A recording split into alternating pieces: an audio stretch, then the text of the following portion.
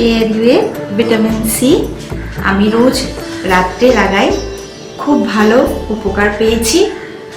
আর vitamin C রাত্রেই লাগায় চোখের তলায় ডার্ক সার্কেলস, পিগমেন্টেশন সমস্ত কিছু খুব সুন্দরভাবে চলে যায় আর স্কিনটা গ্লো করে, ব্রাইট হয়।